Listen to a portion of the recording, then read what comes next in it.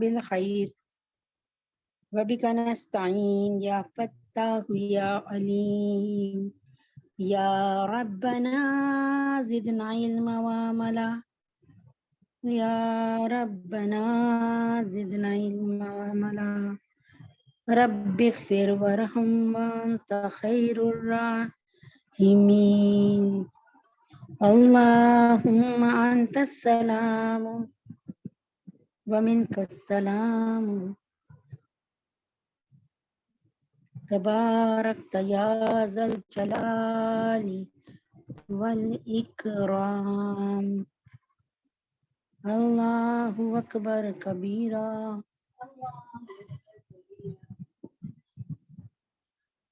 الله أكبر كبيرا والحمد لله كثيرا سبحان الله بكرة وأصيلا يا ربنا زدنا علما وعملا رب اغفر وارحم وأنت خير الراحمين اللہ اکبر کبیرہ رب اشرح لی صدری ویسر لی امری واحلل عقدۃ من لسانی رب اشرح لی صدری رب اشرح لی صدری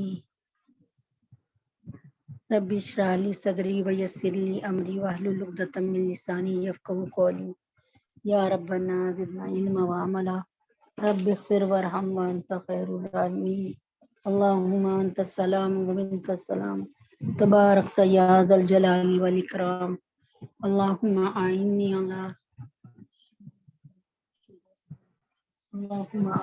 علی ذکرک و شکرک و حسن عبادتک۔ اللہ تعالیٰ آپ سب کی جان مال اولاد میں برکت عطا فرمائے، اللہ تعالیٰ آپ سب کی نیکیوں میں برکت عطا فرمائے، اللہ تبارک تعالیٰ آپ کو قبول اور منظور فرمائے، اللہ تبارک تعالیٰ آپ کو قبول اور منظور فرمائے۔ اللہ کا لاکھ لاکھ شکر ہے کہ الحمدللہ رب العالمین کہ اللہ تبارک تعالیٰ نے یہاں پر آ کر بیٹھنے کی توفیق دی، اور الحمدللہ رب العالمین یہاں پر سیکھنے سکھانے کی توفیق دی۔ اللہ تعالیٰ قیامت کی صبح تک ہمیں اسی عمل سے جوڑے رکھے، اللہ تعالیٰ قیامت کی صبح تک ہمیں اسی عمل سے جوڑے رکھے، اللہ تعالیٰ قیامت کی صبح تک ہمیں سیکھنے سکھانے والوں میں سے بنا دے، قیامت کی صبح تک اللہ تبارک تعالیٰ ہمیں نیکیوں کے راستے پہ رکھے۔ اللہ تبارک تعالیٰ ہم سب پر رحم فرمائے اور کرم فرمائے، اور اللہ تعالیٰ ہمیں اپنے خاص الخاص جو کہتے ہیں خزانوں سے اللہ تبارک تعالیٰ عطا فرمائے۔ تو دعا کیا کریں کہ اللہ تعالیٰ اس پروگرام میں بہت برکت عطا فرمائے، اور اللہ تبارک تعالیٰ بہت جو ہے اس پروگرام کو قبول اور منظور فرمائے۔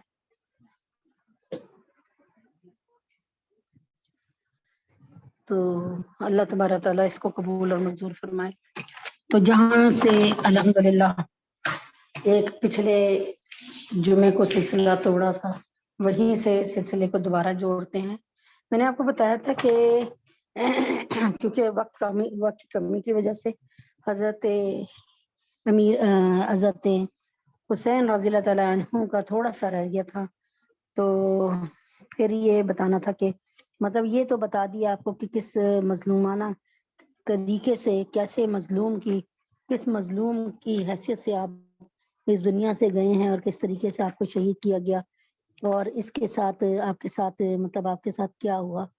اب وہ تو سب کچھ الحمدللہ بتا دیا، اور آپ لوگوں تو کچھ سمجھ بھی آ گیا ہوگا کہ حضرت حسین رضی اللہ تعالیٰ عنہ نے کوفہ کے بلانے والوں پر کوفہ والے بلا رہے ہیں، اور تاکہ ان کے ہاتھ پہ بیعت کریں، اور کیا کہتے ہیں پھر کیا کریں کہ تاکہ اسلامی نظام قائم ہو، تاکہ ایک اچھا ان کو شرعی لیڈر مل سکے۔ اور آپ چلے بھی گئے، بیچ میں آپ کو پتہ چلا کہ مسلم بن عقیل کو پہلے بھیجا تھا آپ نے چچا زاد بھائی کو کہ آپ چلے جائیں اور حالات کا جائزہ لیں، اور پھر کیا کہتے ہیں اس طریقے سے اللہ تعالیٰ کے حکم سے آپ کو پتہ چلا لیکن جب حضرت مسلم بن عقیل کو بڑی پہلے تو کوفہ کے لوگوں نے مسلم بن عقیل کے ہاتھ پہ جو ہے وہ بیعت کر لی تھی۔ جب بیعت ہو گئے تھے تو اس وقت وہاں کا یزید نے وہاں کا حکمران ہی بدل دیا، اور وہاں پر جو ہے یزید نے ابن زیاد کو بھیج دیا، اور ابن زیاد بہت شقی القلب تھا، بڑا دل کا سخت تھا، بڑا دل کا سخت تھا، اس کو یعنی وہ اپنے آپ کو ہی پتہ نہیں کیا سمجھتا تھا، بڑا دل کا سخت تھا، اور اس نے کیا کیا کہ مسلم عقیل کو بڑی بے دردی کے ساتھ ان کے بچوں کے ساتھ، یعنی ان کے بچوں سمیت ان کو شہید کروا دیا۔ مسلم وہاں پہ ایک صحابی رسول بیٹھے تھے، ان سے درخواست کی کہ آپ کو واسطہ اللہ کا کہ آپ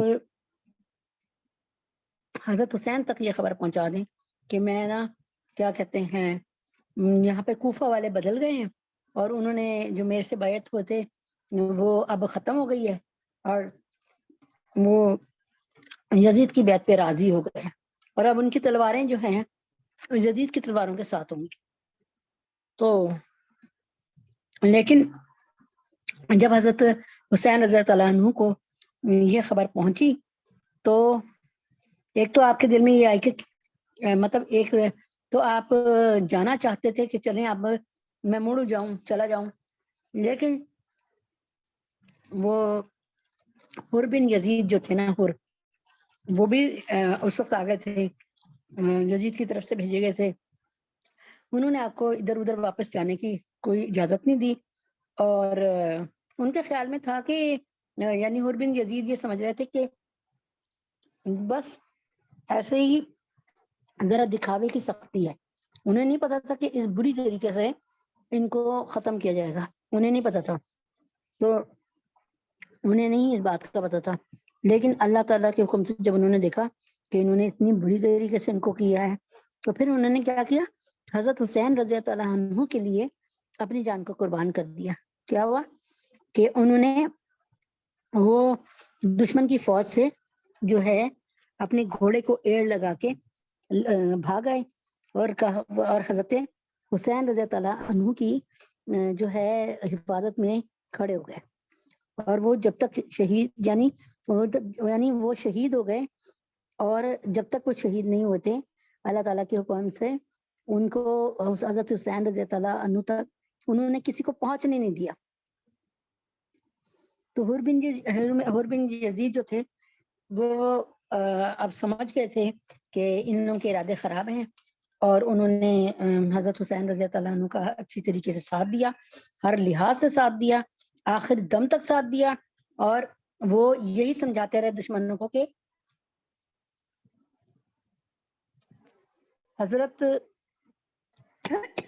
حسین رضی اللہ عنہ کی طرف آنکھ اٹھا کر نہ دیکھو، یہ نبی اکرم صلی اللہ علیہ وسلم کے نواسے ہیں۔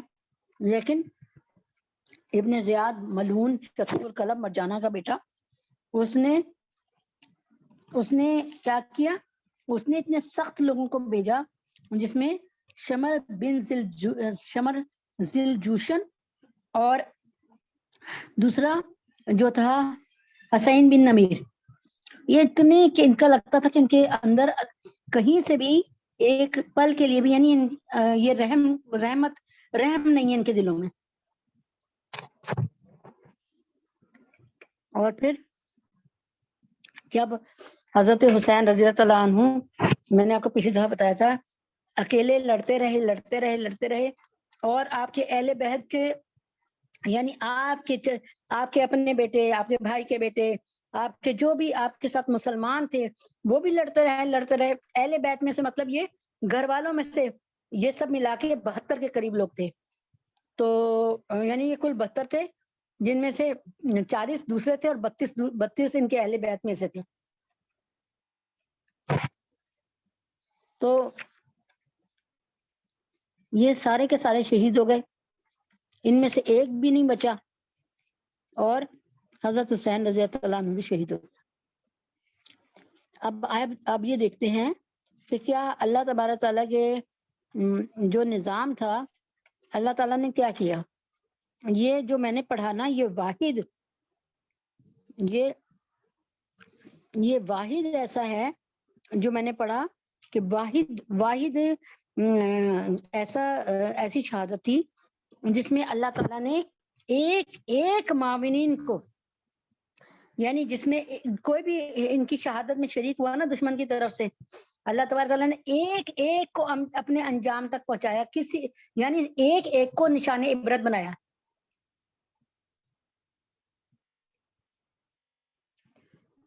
آئیے دیکھتے ہیں کہ کس کے ساتھ کیا ہوا.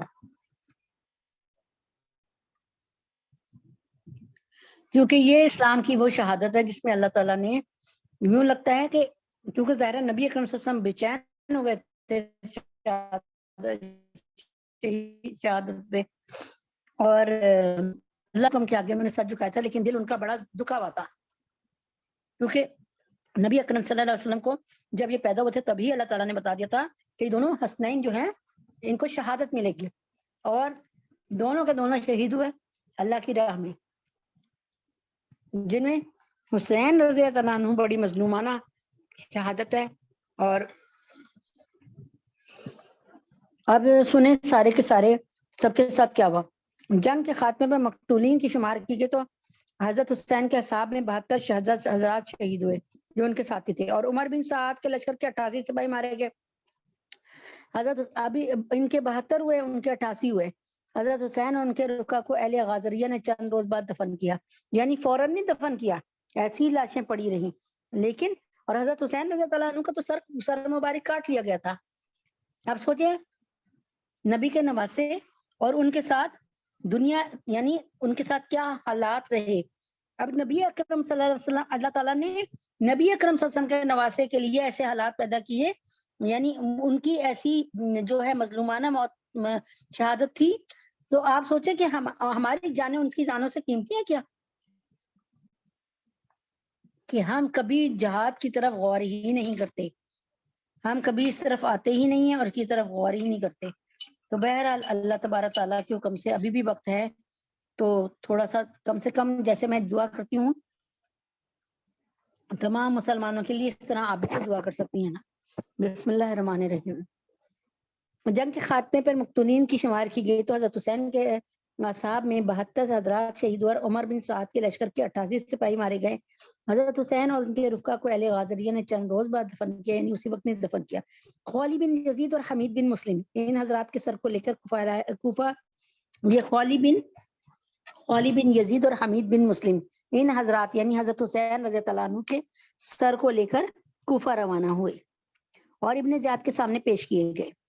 ابن زیاد نے لوگوں کو جمع کر کے سب سروں کو سامنے رکھا، یعنی جتنے بھی مقتولین تھے نا ان سب کے سر کاٹ لیے گئے، ان کو سب کو جو ہے سامنے رکھا، سروں کو سامنے رکھا گیا. یعنی انہوں نے پروف دینے کا کیا، ثابت کرنے کا کیا طریقہ کیا کہ سر کاٹ کے لے گئے ساتھ. اللہ ان کو غارت کرے. ایک چھڑی سے اب کیا کیا، سارے سر سامنے رکھے، اور ابن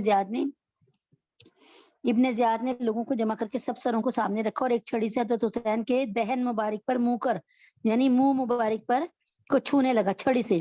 زید بن ارقم رضی اللہ تعالیٰ عنہ سے نہ رہا گیا اور بول اٹھے، چھڑی ان متبرک ہونٹوں کے اوپر سے ہٹا لے، قسم ہے ذات کی جس کے سوا کوئی معبود نہیں، میں نے آپ جناب صلی اللہ علیہ وسلم کو دیکھا کہ ان ہونٹوں کو بوسہ دیتے تھے. یہ کہہ کر وہ رو پڑے. ابن زیاد نے کہا اگر تم سن رسیدہ بوڑھے نہ ہوتے، یعنی تم بوڑھے نہ ہوتے تو میں تمہاری گردن بھی مار دیتا. زید بن ارقم یہ کہتے ہوئے باہر آ گئے کہ اے قوم عرب، تم نے سید النساء فاطمہ رضی اللہ عنہا کے بیٹے کو قتل کیا ہے اور مرجانہ کے بیٹے کو اپنا امیر بنا لیا ہے، یعنی ابن زیاد کو.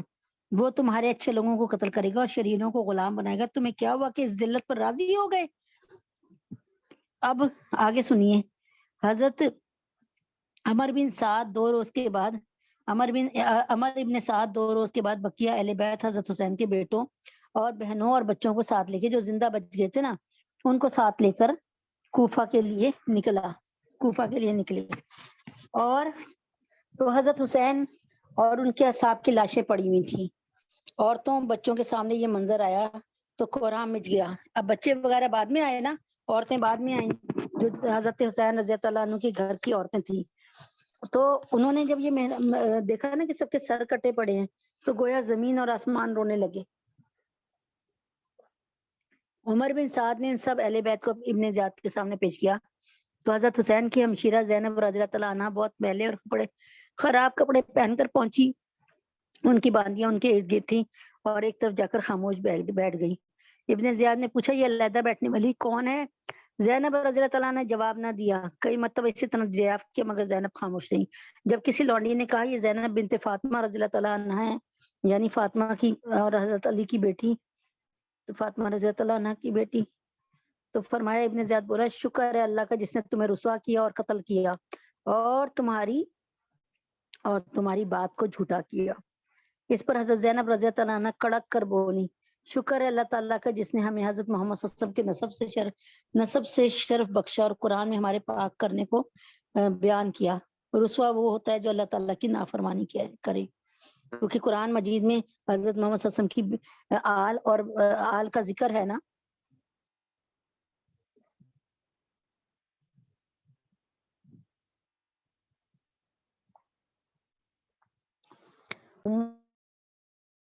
کیا ہے ام المومنین کہ مومنین کی یہ مائیں ہیں، اور ازواج مطہرات کا اس طرح ہی ذکر کیا گیا، اور نبی اکرم صلی اللہ علیہ وسلم کی بیٹیاں ہیں، وہ ظاہر ہے ہماری مائیں ہیں۔ تو نبی اکرم صلی اللہ علیہ وسلم قرآن میں ان کا اتنا احترام، اور ان کے ساتھ یہ کیا کر رہا ہے؟ ابن زیاد نے غصے میں آ کر کہا اللہ تعالیٰ نے مجھے تمہارے غیظ سے شفا دی اور تمہارے سرکش کو ہلاک کیا، اور یعنی میں تمہاری اس طرح کڑنے کو سے نا مجھے اچھا محسوس ہو رہا ہے، ٹھیک ہے، اور تمہارے سرکش کو ہلاک کیا۔ نعوذ باللہ، سرکش کس کو کہہ رہے ہیں؟ حضرت حسین رضی اللہ عنہ کو، اللہ معاف کرے۔ حضرت زید رضی اللہ عنہ کا دل بھرایا رونے لگی، کہا تو نے ہمارے سارے چھوٹے بڑوں کو قتل کر دیا، اگر یہی تیری شفا ہے تو شفا سمجھ لے۔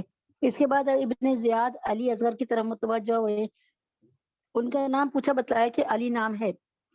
اس نے کہا وہ تو قتل کر دیا گیا ہے۔ علی اصغر نے بتلایا کہ وہ میرے بڑے بھائی تھے، ان کا نام بھی علی تھا۔ ابن زیاد نے ان کو بھی قتل کرنے کا ارادہ کیا، تو علی اصغر نے کہا میرے بعد ان عورتوں کا کون کفیل ہوگا، یعنی میرے بعد ان کا محرم کون ہوگا۔ ادھر حضرت زینب رضی اللہ عنہ ان کی پھوپھی ان کو لپٹ کے کہنے لگی اے ابن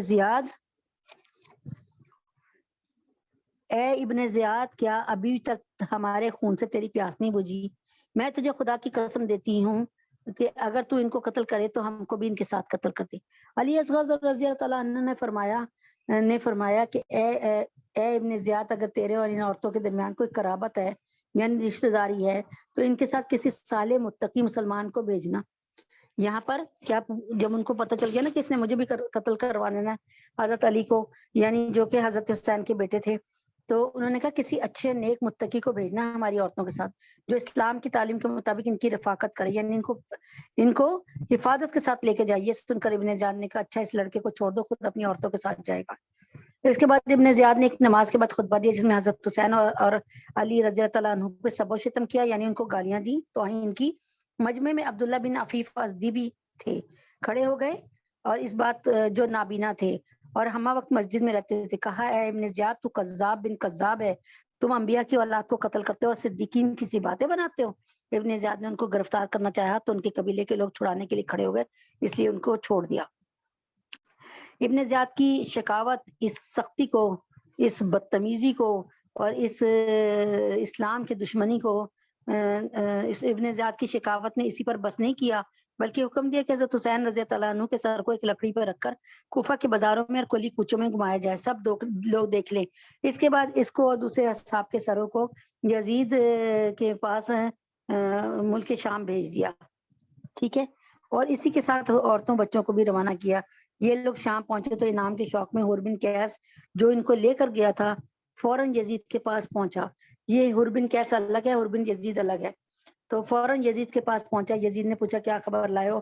اس نے اب یزید کا واسطہ، یزید کون ہے؟ حضرت امیر معاویہ کے بیٹے، حضرت یعنی ایک سلسلے میں آ کر نا یہ نبی اکرم صلی اللہ علیہ وسلم کا یعنی یوں سمجھ لو کہ یزید کے والد جو ہیں امیر معاویہ ایک رشتے میں آ کر، یعنی چچے سگے نہیں ہیں لیکن رشتے میں آ کر چچا ہوئے۔ کون؟ امیر معاویہ۔ امیر معاویہ جو ہے نبی پاک صلی اللہ علیہ وسلم کے سگے، یعنی سگے نہیں، ایک رشتے میں آ کے چچا زاد بھائی تھے، اور یہ چچا زاد بھائی کا بیٹا تھا یزید۔ تو فوراً یزید کے پاس پہنچا، یزید نے پوچھا کیا خبر رہا ہے؟ اس نے میدان کربلا کے مارکے کی تفصیل بتلا دی. کہا کہ امیر المومنین کو بشارت ہو کہ مکمل فتح حاصل ہوئی، یہ سب مارے گئے اور ان کے سر، عورتیں اور بچے حاضر ہیں. یہ حال سن کر یزید کی آنکھوں سے آنسو بہنے لگے اور کہنے لگا میں تم سے اتنی ہی اطاعت چاہتا تھا کہ بغیر قتل کی گرفتاری کر لو. اللہ تعالیٰ ابن سبیہ پر لعنت کرے، یعنی ابن زیاد پر لعنت کرے، اس نے ان کو قتل کرا دیا. خدا کی قسم اگر میں وہاں ہوتا تو میں معاف کر دیتا. اللہ تعالیٰ حسین پر رحم فرمائے، حسین رضی اللہ عنہ پر رحم فرمائے. یہ کہا اور شخص کو کوئی نام نہیں دیا. سر مبارک جس وقت یزید کے سامنے رکھا گیا تو یزید کے ہاتھ میں ایک چھڑی تھی. حضرت حسین کے دانتوں پر چھڑی لگا کر حسین بن حمام کے یہ شعر پڑھے، یعنی ہماری قوم نے ہمارے ساتھ انصاف نہ کیا، یعنی ان کو ان کے ہاتھ پہ بیعت نہیں کی، ان کو جو ہے حکومت کے لیے یعنی پرائم منسٹر نہیں بنایا، تو پھر ہماری خونج کا تلواروں نے انصاف کیا، تو پھر ہم نے تلواریں نکالی اور ہماری تلواروں نے انصاف کر لیا. جنہوں نے ایسے مردوں کو سر پھاڑ دیے جو ہم پر سخت تھے اور وہ تعلقات قطع کرنے والے ظالم تھے. نعوذ باللہ. یہ کیا کہہ رہا ہے دیکھیں نا، اسی لیے میں کہتی ہوں کہ یزید بھی کوئی اچھا انسان نہیں تھا. یہ یزید کے الفاظ بتا رہی ہوں. اور ایک بات اور یاد رکھیں کہ یزید جو تھا وہ امیر معاویہ رضی اللہ عنہ کا بیٹا تھا، لیکن حضرت امیر معاویہ رضی اللہ عنہ نے یزید اپنے بیٹے یزید کو کہا تھا کہ اگر کبھی تمہارا سامنا اس موقع پہ یعنی اس طرح خلافت کے موقع پہ ہو تو تم حضرت حسین رضی اللہ عنہ کو پریفرنس دینا، یعنی ان کو اپنا وہ مان لینا، ان کے آگے لڑنا نہیں، ادب کے ساتھ رہنا. تو یعنی امیر معاویہ رضی اللہ عنہ کا کوئی قصور نہیں ہے. اس کی حرکتیں یعنی نبی حضرت امیر معاویہ کو پتہ ہوتی ہیں تو حضرت امیر معاویہ رضی اللہ عنہ قیامت کی صبح تک اس بات کو پسند نہ کرتے. اچھا تو یہاں کیا کہہ رہا ہے، یعنی ہماری قوم نے ہمارے ساتھ انصاف نہ کیا تو پھر ہماری خونج کا یعنی خونی تلواریں، جو تلواروں نے انصاف کیا، جنہوں نے ایسے مردوں کے سر پھاڑ دیے جو ہم پر سخت اور وہ تعلقات قطع کرنے والے ظالم تھے. حضرت حسین رضی اللہ عنہ تو کوفہ والوں کے بلانے پہ آ گئے تھے، اور یہ تو جہاں پہ رشتہ داری تھی یہاں نہ آتے اور ان کو عزت نہ دیتے، لیکن یہ اس طرح بلاتا کہ ان کو بڑا سمجھتا کہ نبی پاک صلی اللہ علیہ وسلم کے نواسے ہیں، حضرت علی کے بیٹے ہیں، حضرت بی بی فاطمہ کے، عزت دیتا.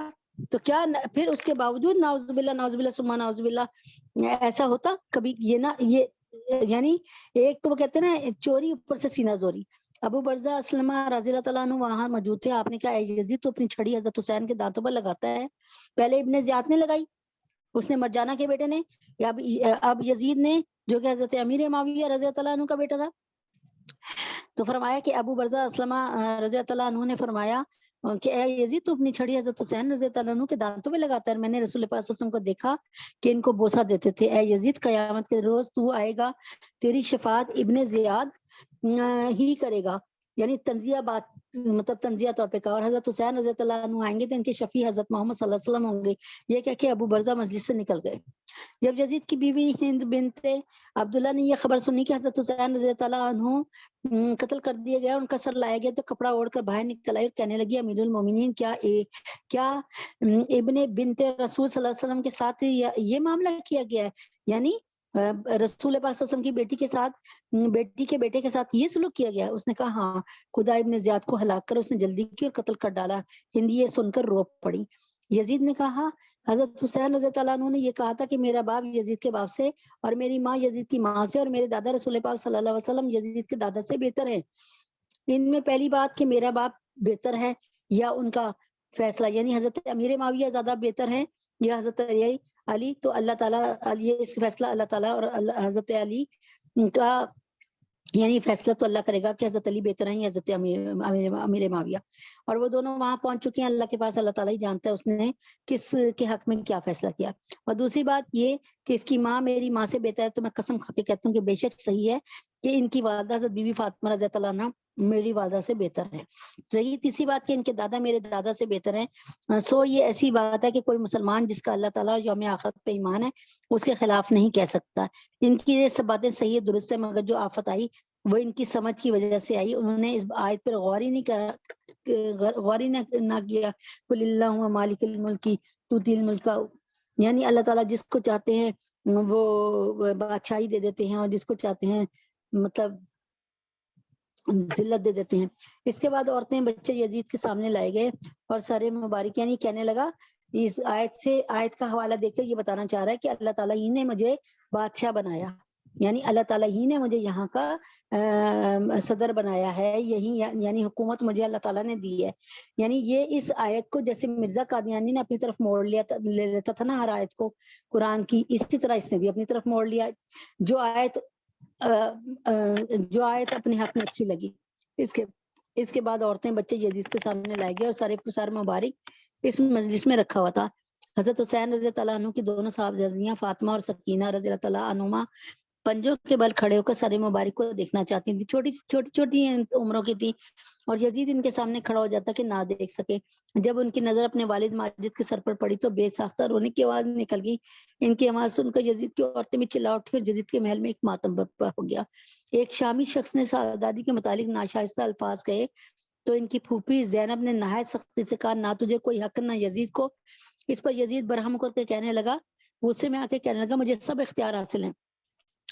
زینب رضی اللہ عنہا نے فرمایا، واللہ جب تک تو ہماری ملت اور مذہب سے نہ نکل جائے تجھے کوئی اختیار نہیں۔ یزید یعنی اگر تو مسلمان ہے تو تجھے یہ کوئی اختیار نہیں، یعنی تو مسلمان ہے تو تجھے پتا ہونا چاہیے کہ اللہ تعالیٰ کو سارا اختیار ہے، اور اگر تو مسلمان ہے تو تجھے پتا ہونا چاہیے کہ نبی اکرم صلی اللہ علیہ وسلم نے اپنے بعد کسی بھی بندے کا نام نہیں لیا تھا کہ ان کو جو ہے حکومت کے لیے یا ان کو خلافت کے لیے مقرر کرنا۔ یہ اس بات پر ہوا کہ ان صحابہ کو حضرت ابوبکر صدیق رضی اللہ عنہ سے بڑھ کر آدمی کوئی نظر نہیں آ رہا تھا اس وقت۔ اور دوسری بات کہ اللہ تعالیٰ کے نبی نے اپنی زندگی میں جتنی نمازیں بیماری کی حالت میں پڑھی اپنے وصال سے پہلے، تو اس میں امامت حضرت ابوبکر صدیق رضی اللہ عنہ نے کروائی۔ یعنی اللہ کے نبی اکرم صلی اللہ علیہ وسلم نے حضرت ابوبکر صدیق سے فرمایا کہ میں بیمار ہوں اور آپ امامت کریں، تو جب امام بنایا تو اس کا مطلب یہ ہے کہ خلافت بھی ان کو ملنی چاہیے۔ اس وقت کے صحابہ بہت ذہین تھے، سمجھ گئے کہ حضرت ابوبکر صدیق ہی اگلے خلیفہ ہوں گے۔ اور پھر حضرت ابوبکر صدیق نے مرنے سے پہلے اپنے بیٹے عبد الرحمن بن ابی بکر کا نام نہیں لیا، بلکہ انہوں نے نام لیا حضرت علی کا نام لیا، حالانکہ وہ نبی پاک صلی اللہ علیہ وسلم کے چچیرے بھائی تھے، بلکہ نام لیا حضرت عمر فاروق رضی اللہ عنہ کا، کیونکہ ان کو کائنات میں سب سے بہترین وہ لگ رہے تھے۔ اور حضرت عمر فاروق رضی اللہ عنہ حضرت ابوبکر صدیق کے کوئی بھی نہیں لگتے تھے، یعنی رشتے میں کچھ بھی نہیں لگتے تھے، ٹھیک ہے، لیکن ان میں صلاحیت تھی، ان کا نام لیا۔ حضرت عمر فاروق رضی اللہ عنہ کو جب خنجر مارا ابو لولو مجوسی نے، تو آپ 3 دن زندہ رہے، جو میں نے پڑھا اس میں آپ سے جب کہا گیا خلافت کے لیے فیصلہ کریں، تو آپ نے کہا کہ میں کسی کو بھی نہیں دیکھ رہا کہ کوئی میری نظر میں ایسا ہو، ہاں میں یہ 6 لوگوں کو مقرر کرتا ہوں، یہ جس کو کہیں وہ اپنا خلیفہ بنا لیں۔ اور ان 6 لوگوں کا فیصلہ حضرت عثمان غنی کے حق میں ہوا۔ اب حضرت تو کہنے کا مطلب ہے کہ نبی پاک صلی اللہ علیہ وسلم نے کہیں بھی غیر مسلموں کی طرح یہ نہیں ریت ڈالی، یہ نہیں طریقہ اختیار کیا کہ باپ کے مرنے کے بعد بیٹے کو بنا دیا جائے، جیسا کہ امیر معاویہ کے بیٹے کے مرنے کے بعد، دنیا سے تشریف لے جانے کے بعد، ان کے بیٹے یزید نے حکومت سنبھال لی۔ ایک شامی شخص نے صاحبزادی کے متعلق ناشائستہ الفاظ کہے تو ان کی پھوپھی زینب نے نہایت سختی سے کہا، نہ تجھے کوئی حق نہ یزید کو۔ اس پر یزید برہم ہو کر کہنے لگا، مجھے سب اختیار ہے۔ زینب نے فرمایا، واللہ جب تک تو ہماری ملت اور مذہب سے نہ نکل جائے تجھے کوئی اختیار نہیں۔ یعنی ایک مسلمان کو پتا ہے کہ ہمیں کوئی اختیار ہی نہیں ہے۔ حضرت علی رضی اللہ عنہ سے کسی نے پوچھا کہ آپ کو کتنا اختیار اللہ نے دیا ہے؟ آپ نے فرمایا اتنا اختیار، یعنی انہوں نے کیا کیا، وہ کہنے لگے جتنا جیسے میں 2 پیر پہ کھڑا ہوں بس یہ اختیار ہے، 1 پیر اوپر اٹھا لوں گا گر جاؤں گا، اختیار ختم۔ یعنی میں تھوڑا سا اختیار دیا ہوا ہے، ذرا سا اختیار دیا۔ تو زینب رضی اللہ عنہ نے فرمایا، واللہ جب تک اچھا یزید اس پر اور زیادہ برہم ہوا اور غصے میں آ گیا۔ زینب نے پھر تیزی سے جواب دیا، بالآخر وہ خاموش ہو گیا۔ اس کے بعد ان کو زنان خانے میں اپنی عورتوں کے پاس بھیج دیا گیا۔ یزید کی عورتوں میں سے کوئی نہ رہی جس نے ان کے پاس آ کر رونا نہ، گریا و بکا اور ماتم نہ کیا، اور جو زیورات وغیرہ ان سے لیے گئے تھے ان سے زائد ان عورتوں نے ان کی خدمت میں پیش کر دیے۔ یعنی ہر ایک آ کر روتی تھی اور ان سے افسوس کرتی تھی کہ آپ کے ساتھ بہت برا ہوا، اور پھر کوشش کی کہ ان کی دل جوئی کی، ان سے جو زیورات لیے گئے تھے وہ سارے کے سارے کیونکہ حضرت حسین رضی اللہ عنہ تو صرف اس لیے آئے تھے نا کہ آپ چار سمجھ رہے تھے کہ کوفہ کے لوگوں نے بلایا ہے، میں جاؤں گا، کوفہ کے لوگ مجھ پہ ہاتھ پہ بیعت کریں گے، تو چلو وہاں پر ایک کوفے میں اسلامی ریاست بن جائے گی۔ تو آپ کا جو تھا وہ کیا کہتے ہیں، آپ کی سوچ بہت اچھی تھی، تو آپ سب کو لے گئے۔ اور اگر آپ کو پتہ چل جاتا، اللہ اکبر کبیرہ، کہ آپ کو پتہ چل جاتا کہ مطلب یہاں پر تو لڑائی کا بندوبست کیا ہوا ہے اور یہ تو لڑنے کے ارادے سے بلا رہے ہیں، تو میں یہ کہتی ہوں کہ کسی بھی عورت کو آپ جناب حضرت حسین رضی اللہ تعالیٰ عنہ نہ لے کے جاتے۔ اس کے بعد علی اصغر جو ہے رضی اللہ تعالیٰ عنہ ہتھکڑیوں اور بیڑیوں میں سامنے لائے گئے۔ انہوں نے سامنے آ کے کہا اگر ہمیں رسول پاک صلی اللہ علیہ وسلم اس طرح قید میں دیکھتے تو ہماری قید کھول دیتے۔ یزید نے کہا سچ ہے اور قید کھول دینے کا حکم دیا۔ اس کے بعد علی اصغر نے فرمایا اگر رسول پاک صلی اللہ علیہ وسلم ہمیں اس طرح مجلس میں بیٹھا ہوا دیکھتے تو اپنے قریب بلا لیتے۔ یزید نے ان کو اپنے قریب بلا لیا اور کہا کہ اے علی بن حسین، تمہارے والد نے ہی مجھ سے قطع رحمی کی ہے، یعنی قطع رحمی کی، یعنی میری رشتہ داری کو نبھایا نہیں، ہم تو رشتہ دار ہیں، آتے اور میرے ہاتھ پہ بیعت کر لیتے اور میرے حق کو نہ پہچانا اور میری سلطنت کے خلاف بغاوت کی۔ حالانکہ حضرت حسین رضی اللہ عنہ نے بغاوت نہیں کی تھی، بلکہ آپ کو پتا تھا کہ یزید اس قابل نہیں ہے، آپ اسی لیے آئے تھے کہ اسلامی ریاست کا شرازہ نہ بکھر جائے اور اللہ تعالیٰ کا دین ٹکڑے ٹکڑے نہ ہو جائے۔ تو فرمایا کہ تمہارے والد نے ہی مجھ سے قطع رحمی کی اور میرے حق کو نہ پہچاننا اور میری سلطنت کے خلاف بغاوت کی، اس لیے اللہ تعالیٰ نے یہ معاملہ کیا جو تم نے دیکھا۔ یعنی نعوذ باللہ اس وقت یہ بات بتانا چاہ رہا ہے کہ اللہ تعالیٰ نے حضرت حسین رضی اللہ کو نعوذ باللہ ثم نعوذ باللہ سزا دی، اللہ نہ کرے۔ یعنی اللہ تعالیٰ نے فرمایا کہ جو کوئی مصیبت میں ساتھ میں کیا بکواس کرتا ہے، ما صابہ من مصیبت فی الارض ولا فی انفسکم، یہ والی آیت جو ہے یہ سنائی۔ یعنی اللہ تعالیٰ نے فرمایا کہ جو کوئی مصیبت تمہیں پہنچتی ہے زمین میں یا تمہاری جانوں پہ، سو وہ کتاب تقدیر میں لکھی ہوئی ہے زمین کے پیدا کرنے سے قبل، اور یہ کام اللہ تعالیٰ کے لیے زیادہ آسان ہے اور تمام کاموں کا تابع تقدیر ہونا اس لیے کہ بیان کیا گیا ہے کہ جو چیز تم سے فوت ہو جائے یعنی تم سے چھن جائے تو تم اس پہ زیادہ غم نہ کرو، اور جو چیز مل جائے اس پہ زیادہ خوش نہ ہو۔ اللہ تعالیٰ فخر کرنے والے اور متکبر کو پسند نہیں کرتا۔ اب یہ دیکھیں اس کا کہ ایک تو اس نے اتنا ظلم کیا اور یزید نے اور ابن زیاد نے، اور اس کے بعد یہ آیت چن کر نکالی کہ یہ تو اللہ نے کیا ہے، یعنی اللہ تبارک تعالیٰ جو ہے نعوذ باللہ یعنی اللہ تعالیٰ، یعنی یہ سب کچھ اللہ کی طرف سے ہوا تو غم کیوں مناتے؟ یزید یہ سن کر خاموش ہو گیا، پھر حکم دیا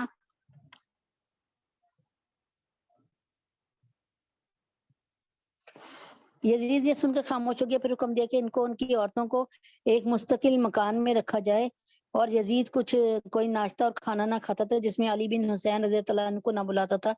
ایک روز ان کو بلایا تو ان کے ساتھ چھوٹے بھائی عمر ابن حسین بھی آ گئے۔ یزید نے عمر ابن حسین سے بطور مذاق کہا کہ تم اس لڑکے یعنی اپنے لڑکے خالد سے مقابلہ کر سکتے ہو؟ عمر نے کہا ہاں کر سکتا ہوں، بشرطے کہ آپ ایک چھری ان کو دے اور ایک مجھے۔ یزید نے کہا آخر سانپ کا بچہ سانپ ہی ہوتا ہے، یعنی نعوذ باللہ ثم نعوذ باللہ، اللہ اکبر کبیرہ۔ اس لیے یزید کو نا مطلب گالیاں دی جاتی ہیں کہ دیکھو کیسے وہ حضرت حسین کے بیٹے کو کیا کہہ رہا ہے، سانپ کا بچہ سانپ ہوتا ہے، اللہ اکبر۔ اور یہ کتاب جو میں پڑھ رہی ہوں یہ حضرت مفتی تقی عثمانی صاحب، رفیع عثمانی صاحب جو ہیں ان کے والد ہیں حضرت مولانا مفتی محمد شفیع صاحب، جنہوں نے معارف القرآن لکھی ہے۔ یہ بہت بڑے یعنی مفتی اعظم پاکستان تھے اور ان کا انتقال ہو گیا، اب ان کے بیٹے مفتی اعظم پاکستان ہے، مفتی تقی عثمانی صاحب۔ اچھا آگے کیا کہ بعض روایت میں کہ یزید شروع میں حضرت حسین رضی اللہ عنہ کے قتل پر راضی تھا اور ان کا سر مبارک لایا گیا تو خوشی کا اظہار بھی کیا اس نے، اور اس کے بعد جب یزید کی بدنامی سارے عالم اسلام میں پھیل گئی اور وہ سب مسلمانوں میں مقبوض ہو گیا، سارے اس کو غضب کی نظر سے دیکھنے لگے تو بہت نادم ہوا اور کہنے لگا کاش میں تکلف اٹھا لیتا اور حسین رضی اللہ تعالیٰ عنہ کو اپنے ساتھ اپنے گھر میں رکھتا اور ان کو اختیار دے دیتا کہ وہ جو چاہیں کریں۔ جب لوگوں نے لان تان کی نا، پھر اگر اس کو شرم آئی یا اس کو احساس ہوا تو پھر کیسا احساس کی میرے قتل کے بعد اس نے جفا سے توبہ ہائے اس زود پشیماں کا پشیماں ہونا، کیسی توبہ تھی جان لینے کے بعد۔ اگرچہ اس میرے اقتدار کو نقصان ہی پہنچتا، کیونکہ رسول پاک صلی اللہ علیہ وسلم کا اور ان کی قرابت کا یہی حق تھا۔ اللہ تعالیٰ ابن مرجانہ پر یعنی ابن زیاد پر لعنت کرے، اور اس نے ان کو مجبور کر کے قتل کر دیا، حالانکہ انہوں نے یہ کہا تھا کہ مجھے یزید کے پاس جانے دو یا کسی سرحدی مقام پر پہنچا دو، مگر اس نالائق نے قبول نہ کیا اور ان کو قتل کر کے ساری دنیا کے مسلمانوں میں مجھے مغبوض کر دیا، ان کے دلوں میں میری عداوت کا بیج بو دیا، ہر نیک اور بد مجھ سے بغض رکھنے لگا ہے، اللہ تعالیٰ ابن مرجانہ پہ لعنت کرے۔ دیکھو تاریخ میں یہی لکھا ہے کہ اندر سے یہ خوش ہوا تھا حضرت حسین کے اس طرح شہید ہونے کے بعد۔ اس کے بعد جب یزید نے ارادہ کیا کہ اہل بیت اطہار کو مدینہ واپس بھیج دیا جائے، یعنی تمام کے تمام لوگوں کو مدینہ واپس بھیجا جائے، تو نعمان بن بشیر کو حکم دیا کہ ان کے لیے ان کے مناسب شان ضروریات سفر مہیا کریں، اور ان کے ساتھ کسی امانت دار متقی آدمی کو بھیجیے، اور ان کے ساتھ ایک حفاظتی دستہ فوج کا بھیج دیجیے جو ان کو مدینہ تک حفاظت پہنچا دے۔ علی ابن حسین کو رخصت کرنے کے لیے اپنے پاس بلایا اور کہا اللہ ابن مرجانہ پر لعنت کرے، باخدا اگر میں خود اس جگہ ہوتا تو حسین رضی اللہ عنہ جو کہتے ہیں میں قبول کر لیتا، اور جہاں تک ممکن ہوتا تو ان کو ہلاکت سے بچاتا، اگرچہ مجھے اپنی اولاد کو قربان کرنا پڑتا، لیکن جو مقدر تھا وہ ہو گیا۔ صاحبزادے تمہیں جب کوئی ضرورت ہو مجھے خط لکھنا، اور میں نے تمہارے ساتھ جانے والوں کو بھی یہ ہدایت کر دی ہے۔ تنبیہ، یزید کی یہ زود پشیمانی، یعنی یزید کی اتنی جلدی جو ہے اس کو شرمندہ ہونا اور بقیہ اہل بیت کے ساتھ بہت احترام کا اور اکرام کا معاملہ محض اپنی بدنامی کا داغ مٹانے کے لیے تھا، یہ حقیقت میں کچھ خدا کا خوف اور آخرت کا خیال آ گیا۔ یہ تو علیم و خبیر اللہ ہی جانتے ہیں، وہی ذات جانتی ہے، مگر یزید کے اعمال اور کارنامے اس کے بعد بھی سب سیاہ کاریوں سے لبریز تھے، مرتے مرتے بھی مکہ مکرمہ پہ چڑھائی کر کے لیے لشکر بھیجے ہیں، اسی حال میں مرا ہے۔ اللہ بما ہوا آلو، اللہ اس کو اور کیا کہوں غارت کرے۔ اس کے بعد اہل بیت ان لوگوں کی حفاظت میں مدینے کی طرف روانہ ہوئے۔ ان لوگوں نے راستے میں اہل بیت کی خدمت بڑی ہمدردی سے کی، رات کو ان کی سواریاں اپنے سامنے رکھتے، اور جب کسی منزل پہ اترتے تو ان سے علیحدہ ہو جاتے اور اپنے چاروں طرف پہرا دیتے، اور ہر وقت ان کی ضروریات کو دریافت کر کے پوچھ کے پورا کرنے کا اہتمام کرتے، یہاں تک کہ یہ سب حضرات اطمینان کے ساتھ مدینہ پہنچ گئے۔ وطن پہنچ کر حضرت حسین کی صاحبزادی فاطمہ رضی اللہ عنہا نے اپنی بہن زینب رضی اللہ عنہا سے کہا کہ اس شخص نے ہم پر بہت احسان کیا ہے، سفر میں راحت پہنچائی، ہمیں کچھ اس کو صلہ دینا چاہیے۔ زینب رضی اللہ عنہا نے کہا اے اب ہمارے پاس اپنے زیور کے سوا تو کچھ نہیں۔ دونوں نے اپنے زیوروں میں سے 2 کنگن اور 2 بازو بند سونے کے نکالے اور ان کے سامنے پیش کیے، اور اپنی بے مائگی کا عذر پیش کیا کہ ہمارے پاس کچھ نہیں ہے، بس یہ قبول کر لیں۔ اس شخص نے کہا واللہ اگر میں نے یہ کام دنیا کے لیے کیا ہوتا تو میرے لیے انعام بھی کم نہ تھا، لیکن میں نے تو اپنے فرض ادا کیے جو کہ قرابت رسول کی وجہ سے مجھ پر عائد ہوتا ہے۔ حضرت حسین کی زوجہ محترمہ رباب بنت عمری الکیسوی آپ کے ساتھ اسی سفر میں تھیں، جو حضرت حسین کی بیوی تھیں، اور شام بھیجی گئیں، پھر سب کے ساتھ مدینہ پہنچی تو باقی عمر اس طرح گزار دی کہ کبھی مکان کے سائے میں نہ رہتی تھی، کوئی کہتا کہ دوسری شادی کر لو تو جواب دیتی میں رسول پاک صلی اللہ علیہ وسلم کے بعد اور کسی کو اپنا سسر بنانے کے لیے تیار نہیں۔ بالآخر 1 سال بعد وفات ہو گئی، اور حضرت حسین اور ان کے صاحب کی قتل کی خبریں مدینے میں پہنچی تو پورے مدینے میں کوہرام تھا، مدینے کے در و دیوار رو رہے تھے، اور جب خاندان اہل بیت کے یہ بقیہ نفوس مدینے پہنچے تو مدینے والوں کے زخم اثر نو تازہ ہو گئے۔ جس وقت عبداللہ بن جعفر کو یہ خبر ملی کہ ان کے 2 بیٹے حضرت حسین رضی اللہ عنہ کے ساتھ، عبداللہ بن جعفر کون تھے؟ حضرت علی کے بھائی، سگے بھائی، حضرت ابی طالب کے بیٹے، تو کہتے ہیں جب ان کو یہ خبر ملی کہ ان کے 2 بیٹے حضرت حسین رضی اللہ عنہ کے ساتھ شہید ہو گئے تو بہت لوگ ان کی تعزیت کو آئے۔ ایک شخص کی زبان سے نکل گیا ہم پر یہ مصیبت حضرت حسین کی وجہ سے آئی ہے۔ حضرت عبداللہ بن جعفر کو غصہ آ گیا اور اس کو جوتا پھینک مارا کہ کمبخت تو یہ کہتا ہے کہ واللہ اگر میں وہاں ہوتا تو میں بھی ان کے ساتھ قتل کیا جاتا، واللہ آج میرے بیٹوں کا قتل ہی میرے لیے تسلی ہے کہ اگر میں حضرت حسین رضی اللہ عنہ کی کوئی مدد نہیں کر سکا یعنی اپنے بھتیجے کی، تو میری اولاد نے یہ کام کر دیا۔ عام مورخین ابن اسیر وغیرہ نے لکھا ہے کہ حضرت حسین کی شہادت کے بعد 2-3 مہینے تک فضا کی یہ کیفیت تھی کہ جب آفتاب طلوع ہوتا اور دھوپ وہ دیواروں پر در و دیوار پر پڑتی تو اتنی سرخ ہوتی تھی جیسے دیواروں کو خون سے لپیٹ دیا گیا ہے۔ بہقی نے دلائل میں بسند روایت کیا ہے کہ حضرت عبداللہ بن عباس نے ایک رات حضرت صلی اللہ علیہ وسلم کو خواب میں دیکھا کہ دوپہر کا وقت ہے اور آپ کے بال بکھرے ہوئے ہیں، پراگندہ بال، پریشان حال ہیں۔ آپ صلی اللہ علیہ وسلم کے ہاتھ میں ایک شیشی ہے جس میں خون ہے، ابن عباس رضی اللہ عنہ فرماتے ہیں میں نے عرض کیا اس میں کیا ہے؟ فرمایا حضرت حسین رضی اللہ عنہ کا خون ہے، میں اس کو اللہ رب العزت کے سامنے پیش کروں گا۔ حضرت عباس نے اس وقت لوگوں کو خبر دی، حضرت عباس رضی اللہ عنہ نے اس وقت لوگوں کو خبر دے دی کہ حضرت حسین رضی اللہ عنہ شہید ہو گئے۔ اس خواب کے چند روز کے بعد حضرت حسین کی شہادت کی اطلاع پہنچی اور حساب کیا گیا تو ٹھیک وہی وقت آپ کی شہادت کا تھا۔ اور ترمذی نے سلمہ سے روایت کی کہ ایک روز ام سلمہ کے پاس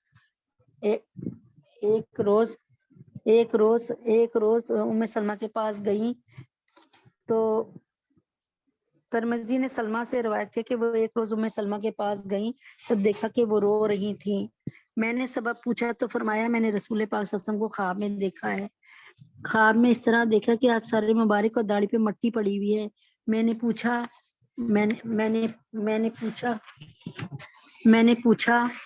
کہ کیا سبب ہے، میں نے رسول پاک کیوں رو رہی ہیں؟ تو فرمایا کہ میں نے آپ جناب صلی اللہ علیہ وسلم کو خواب میں دیکھا ہے، وہ اس طرح دیکھا کہ آپ کے سر مبارک اور داڑھی پر مٹی پڑی ہوئی ہے۔ میں نے پوچھا یہ کیا حال کی ہے؟ فرمایا میں بھی حضرت حسین رضی اللہ عنہ کے قتل پہ موجود تھا۔ ابو نعیم نے دلائل میں حضرت ام سلمہ رضی اللہ عنہ سے روایت کیا کہ حضرت حسین رضی اللہ عنہ کے قتل پر میں نے جنات کو بھی روتے دیکھا۔ آپ ہجرت کے چوتھے سال 5 شعبان کو مدینہ طیبہ میں رونق افروز عالم ہوئے اور 10 محرم 61 ہجری میں با عمر 55 سال شہید ہوئے، یعنی 55 سال کی عمر میں وہ شہید جام شہادت نوش فرمایا۔ حضرت وسلم نے آپ کی تحنیک فرمائی، یعنی جب حضرت حسین رضی اللہ عنہ پیدا ہوئے تھے تو کھجور چبا کر دینے والے حضرت محمد صلی اللہ علیہ وسلم سے تحنیک کرنا کہتے ہیں اس کو، یعنی کھجور چبا کے ان کا رس ان کے منہ میں ڈالا اور کان میں اذان دے دی اور ان کے لیے دعا فرمائی اور حسین نام رکھا۔ 7ویں روزے عقیقہ کیا۔ آپ بچپن ہی سے شجاع و دلیر تھے۔ حضور پاک صلی اللہ علیہ وسلم نے آپ کے بارے میں فرمایا حسین منی و انا من الحسین، اللہم احب حسینہ، حسین مجھ سے ہیں اور میں حسین سے ہوں، یا اللہ جو حسین کو محبوب رکھے تو اسے محبوب رکھ۔ ابن حبان، ابن سعد، ابو یعلا، ابن عساکر ائمہ حدیث نے حضرت جابر بن عبداللہ سے روایت کیا، انہوں نے فرمایا میں نے رسول پاک صلی اللہ علیہ وآلہ وسلم سے سنا کہ جو چاہے کہ اہل جنت میں کسی کو دیکھے، یا یہ فرمایا کہ نوجوان اہل جنت کے سردار کو دیکھے وہ حسین بن علی کو دیکھ لے، یعنی جو چاہے کہ جنت کے سردار کو دیکھنا چاہے تو وہ حسین بن علی کو دیکھ لے۔ حضرت ابو ہریرہ رضی اللہ عنہ فرماتے ہیں کہ ایک مرتبہ رسول پاک صلی اللہ علیہ وسلم مسجد میں تشریف رکھتے تھے، فرمایا کہ وہ شوخ لڑکا کہاں ہے، یعنی حسین رضی اللہ عنہ۔ حسین رضی اللہ عنہ آئے اور آپ کی گود میں گر پڑے اور آپ کی داڑھی میں انگلیاں ڈالنے لگے۔ آپ نے حضرت حسین رضی اللہ عنہ کے منہ پر بوسہ دیا اور فرمایا یا اللہ میں حسین سے محبت کرتا ہوں، آپ بھی سے محبت کریں اور اس شخص سے بھی جو حضرت حسین سے محبت کرے۔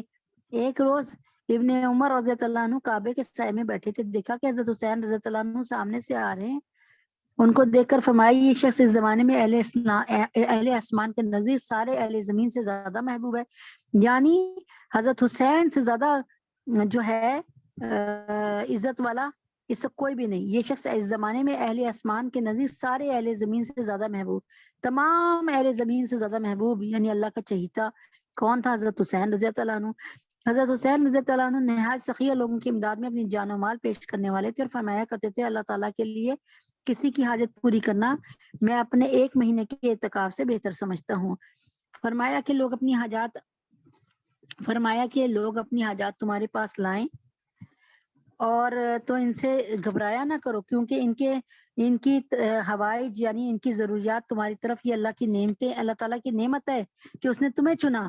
اگر تم اس سے گھبراؤ گے اور پریشان ہوگے، ملول کرو گے تو یہ نعمت مبدل باغہر ہو جائے گی، یعنی تمہیں لوگوں کا محتاج کر دیا جائے گا کہ تم ان کے دروازوں پر جاؤ۔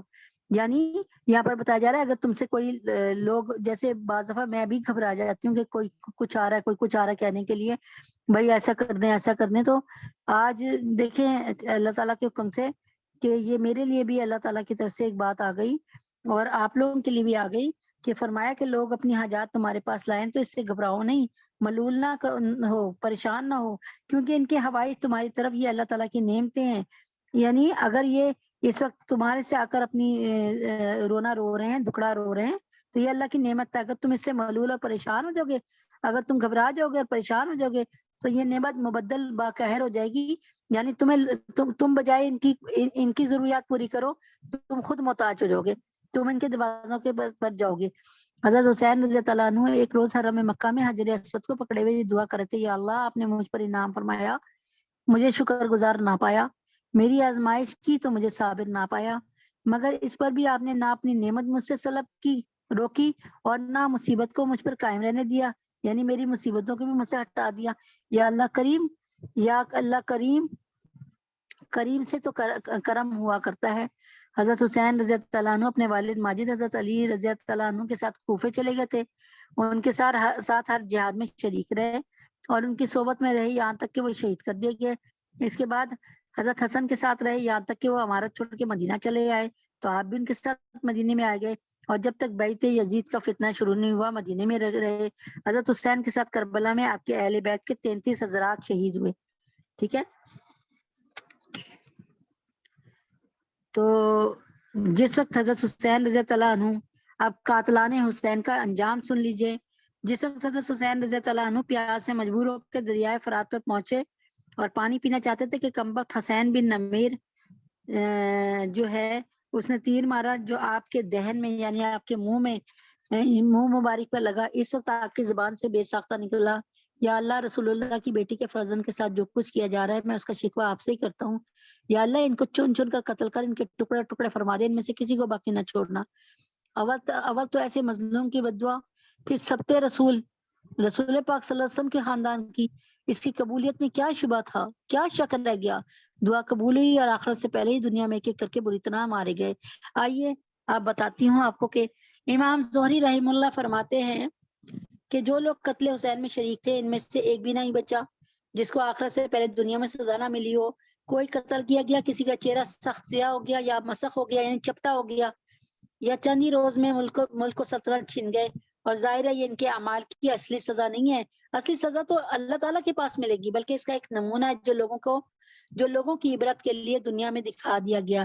اب آپ دیکھ لیں کہ باجوڑ میں کس طریقے سے انہوں نے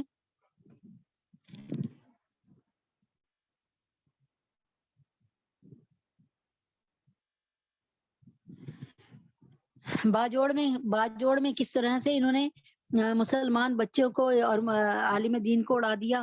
اور یہ ایک نہیں بہت دفعہ، لیکن ہماری حکومت اور ہماری حکومت ٹس سے مس نہیں ہوتی اور ہمیں بھی کوئی ایسی خاص صدمہ نہیں ہوتا. اللہ ہمیں معاف فرمائے. تو سبت ابن جوزی نے روایت کی کہ ایک بوڑھا آدمی حضرت حسین کے قتل میں شریک تھا، وہ دفعتاً نابینا ہو گیا. تو لوگوں نے سبب پوچھا تو اس نے کہا میں نے رسول پاک صلی اللہ علیہ وسلم کو خواب میں دیکھا. جب اسے پوچھا نا بوڑھے آدمی سے تم نابینا کیسے ہو گئے، تو لوگوں نے پوچھا تو اس نے کہا میں نے رسول پاک صلی اللہ علیہ وسلم کو خواب میں دیکھا، آستین چڑھائے ہوئے آئے ہیں، یعنی جو جیسے لڑنے کے لیے نہیں آتے انسان آستین چڑھا لیتا ہے، ہاتھ میں تلوار ہے اور آپ کے سامنے چمڑے کا وہ فرش ہے جس پر کسی کو قتل کیا جاتا ہے. اس پر قاتلان حسین میں سے 10 آدمیوں کی لاشیں ذبح کی پڑی ہیں. اس کے بعد آپ نے مجھے ڈانٹا اور خون حسین رضی اللہ عنہ کی ایک سلائی میری آنکھ میں لگا دی. میں صبح اٹھا تو میں اندھا تھا. یعنی نبی پاک صلی اللہ علیہ وسلم نے خود بدلا لیا الحمدللہ.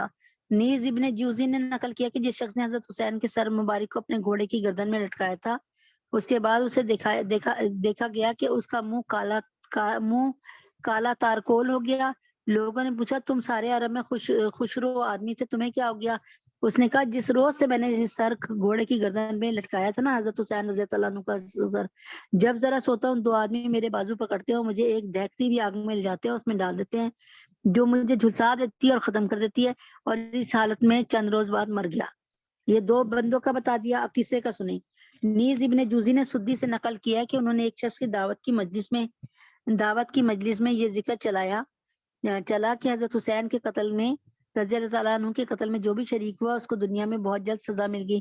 ایک شخص نے کہا بالکل غلط ہے، میں خود ان کے قتل میں شریک تھا، میرا کچھ نہیں بگڑا. یہ شخص مجلس سے اٹھ کر گھر گیا، جاتے ہی چراغ کی بتی درست کرتے ہوئے اس کے کپڑوں میں آگ لگ گئی اور وہیں جل بن کر مر گیا. سدی کہتے میں نے خود اس کو صبح دیکھا تو کوئلہ ہو چکا تھا. یہ 3 کا بتا دیا انجام. چوتھے کا، جس شخص نے حضرت حسین کے تیر مارا اور پانی نہیں پینے دیا، اس پر اللہ تعالیٰ نے ایسی پیاس مسلط کر دی کسی طرح پیاس نہ بجھتی تھی، پانی کتنا ہی پیا جائے پیاس سے تڑپتا رہتا تھا یہاں تک کہ اس کا پیٹ پھٹ گیا اور وہ پانی پی پی کے مر گیا۔ شہادت حضرت حسین کے بعد یزید کو بھی ایک دن بھی چین نصیب نہ ہوا۔ تمام اسلامی ممالک یعنی تمام اسلامی ممالک میں خون شہدا کا مطالبہ اور بغاوتیں شروع ہو گئیں، اور اس کی زندگی اس کے بعد 2 سال 8 ماہ اور ایک روایت میں 3 سال 8 ماہ سے زائد نہیں رہی، یعنی 2-2.5 سال بعد 3 سال بعد مر گیا، اور زائد نہیں رہی۔ دنیا میں بھی اس کو اللہ تعالیٰ نے ذلیل کیا اور اسی ذلت کے ساتھ ہلاک کیا۔ کس کو؟ یزید کو۔ اب آگے دیکھیے، قاتلان حسین پر طرح طرح کی آفات ارض و سماوی کا ایک سلسلہ تو تھا ہی، واقعہ شہادت سے 5 ہی سال بعد سن 66 میں مختار نے قاتلان حسین سے قصاص لینے کا ارادہ ظاہر کیا، تو عام مسلمان اس کے ساتھ ہو گیا۔ تھوڑے عرصے میں اس کو یہ قوت حاصل ہو گئی کہ کوفہ اور عراق پر اس کا تسلط ہو گیا، یعنی اس پر اس کا قبضہ ہو گیا۔ اس نے اعلان کر دیا کہ قاتلان حسین کے سوا سب کو امن دیا جاتا ہے، اور قاتلان حسین کی تفتیش اور تلاش پر پوری قوت خرچ کی، اور ایک ایک کو گرفتار کر کے قتل کیا۔ ایک روز میں 248 آدمی اس جرم میں قتل کیے گئے کہ وہ قتل حسین میں شریک تھے۔ اس کے بعد خاص لوگوں کی تلاش اور گرفتاری شروع ہوئی۔ عمر بن حجاز زبیدی پیاس اور گرمی سے بھاگا، پیاس کی وجہ سے بے ہوش ہو کر گر پڑا، ذبح کر دیا گیا۔ شمر ذل جوشن جو حضرت حسین کے بارے میں سب سے زیادہ شکی اور سخت تھا، اس کو قتل کر کے لاش کتوں کے سامنے ڈال دی گئی۔ عبداللہ بن اسید جوہنی، مالک بن بشیر بدی، حمل بن مالک کا محاصرہ کر لیا گیا۔ انہوں نے رحم کی درخواست کی۔ مختار نے کہا، ظالمو، تم نے سب رسول پر رحم نہ کایا، تم پر کیسے رحم کیا جائے؟ سب کو قتل کیا گیا۔ مالک بن بشیر نے حضرت حسین رضی اللہ عنہ کی ٹوپی اٹھائی تھی اور اس کے دونوں ہاتھ دونوں پیر قطع کر کے میدان میں ڈال دیا، تڑپ تڑپ کے مر گیا۔ عثمان بن خالد اور بشیر بن شمیت نے مسلم بن عقیل کے قتل میں اعانت کی تھی، مدد کی تھی، ان کو قتل کر کے جلا دیا گیا، یعنی مسلم بن عقیل کا بھی بدلہ لیا جا رہا ہے جو ان کے چچیرے بھائی تھے۔ عمر بن سعد جو حضرت حسین رضی اللہ عنہ کے مقابلے پہ لشکر کی کمان کر رہا تھا، اس کو قتل کر کے اس کا سر مختار کے سامنے لایا گیا، اور مختار نے اس کے لڑکے حفص کو پہلے سے اپنے دربار میں بٹھا رکھا تھا۔ جب یہ سر مجلس میں آئے تو مختار نے حفص سے کہا، تو جانتا یہ سر کس کا ہے؟ اس نے کہا، ہاں۔ اس کے بعد مجھے بھی اپنی زندگی پسند نہیں، اس کو بھی قتل کر دیا گیا۔ اور مختار نے کہا، عمر بن سعد کا قتل تو حضرت حسین کے بدلے میں ہے، اور حفص کا قتل علی بن حسین کے بدلے میں۔ اور در حقیقت یہ ہے کہ پھر بھی برابری نہیں ہوئی۔ اگر میں 3/4 قریش کو بدلے میں قتل کر دوں تو حضرت حسین کی ایک انگلی کا بدلہ نہیں ہو سکتا۔ حکیم بن طفیل جس نے حضرت حسین کے تیر مارا تھا، اس کا بدن تیروں سے چھلنی کر دیا گیا، اسی میں وہ ہلاک ہوا۔ زید بن رفاد نے حضرت حسین کے بھتیجے مسلم بن عقیل رضی اللہ عنہ کے صاحبزادے عبداللہ کو تیر مارے، اس نے ہاتھ سے اپنی پیشانی چھپائی، تیر پیشانی پہ لگا اور ہاتھ پیشانی کے ساتھ بند گیا، یعنی اس نے اپنی پیشانی پر ہاتھ رکھ لیا ایک دم سے، تو اللہ تعالیٰ کے حکم سے جب تیر لگا تو ساتھ میں ہاتھ بھی اس کے ساتھ ہی پیشانی میں پرو دیا گیا۔ اس کو گرفتار کر کے اول اس پر تیر اور پھر پتھر برسائے گئے، پھر زندہ جلا دیا گیا۔ سنان بن انس جس نے سر مبارک کاٹنے کا اقدام کیا تھا، کوفہ سے بھاگ گیا، اس کا گھر گرا دیا گیا، منہدم کر دیا گیا۔ قاتلان حسین کا یہ عبرتناک انجام معلوم کر کے بے ساختہ یہ آیت زبان پہ نکلی، کذالک العذاب ولعذاب الآخرۃ، کہ عذاب ایسے ہی ہوتا ہے اور آخرت کا عذاب اس سے بڑا ہے، کاش وہ لو کانوا یعلمون، کاش کہ وہ سمجھ لیتے، جان لیتے۔ عبد المالک بن عمیر لیسی کا بیان ہے کہ میں نے کوفہ کی قصر عمارت میں حضرت حسین کا سر عبداللہ بن زیاد کے سامنے ایک ڈھال پہ رکھا ہوا دیکھا، پھر اسی قصر میں عبداللہ بن زیاد کا سر کٹا ہوا مختار کے سامنے دیکھا، پھر اسی قصر میں مختار کا سر کٹا ہوا، اسی محل میں مختار کا سر کٹا ہوا مصعب بن زبیر کے سامنے دیکھا، پھر اسی جگہ مصعب بن زبیر کا سر عبد الملک کے سامنے دیکھا۔ میں نے یہ واقعہ عبد الملک سے ذکر کیا تو اس قصر کو منحوس سمجھ کر یہاں سے منتقل ہو گیا۔ حضرت ابو ہریرہ کو شاید اس فتنے کا علم ہو گیا تھا، وہ آخر میں یہ دعا کرتے تھے کہ یا اللہ میں آپ سے پناہ مانگتا ہوں 60ویں سال اور 9 عمروں کی عمارت سے ہجرت کر کے 60ویں سال ہی یزید جیسے 9 عمر کی خلافت کا قضیہ چلا اور یہ یعنی قصہ شروع ہوا اور یہ فتنہ پیش آیا۔ انا للہ و انا الیہ راجعون۔ واقعی شہادت کی تفصیل آپ نے سن لی، اس میں ظلم و فجور کے طوفان دیکھ لیے، ظالموں اور ناخدا ترس لوگوں کا بڑھتا ہوا اقتدار نظر آیا۔ دیکھنے والوں نے یہ محسوس کیا کہ ظلم و جور اور فسق و فجور کا کامیاب ہے، مگر آنکھ کھلی تو معلوم ہوا کہ سب جادو تھا، تلسم تھا اور جو آنکھ جھپکنے میں ختم ہو گیا، اور دیکھنے والوں نے آنکھوں سے دیکھ لیا کہ ظلم کو فلا نہیں، ظالم مظلوم سے زیادہ اپنی جان پر ظلم کرتا ہے، اور یہ کہ جن مظلوموں کو فنا کرنا چاہتا وہ در حقیقت آج تک زندہ ہیں اور قیامت تک زندہ رہیں گے۔ کون؟ حضرت حسین رضی اللہ عنہ اور ان کے گھر والے۔ گھر گھر میں ان کا ذکر خیر اور صدیاں گزر گئی، کروڑوں انسان ان کے دم پر مرتے ہیں، ان کے نقش قدم کی پیروی کو پیغام سمجھتے ہیں۔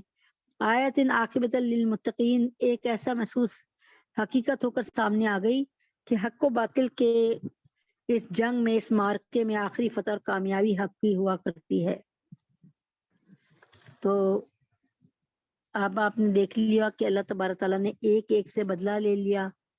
اللہ تبارک تعالیٰ ہم سب کو اپنے حبیب کے طفیل میں صحیح طریقے سے اسلام کو سمجھنے کی توفیق عطا فرمائے، اور اللہ تبارک تعالیٰ ہمیں بھی اللہ تعالیٰ اپنے حبیب کے طفیل میں، اپنے کاموں میں، اپنی نوکری میں، اپنی چاکری میں رکھے اور ہم سب کو قبول فرما لیں۔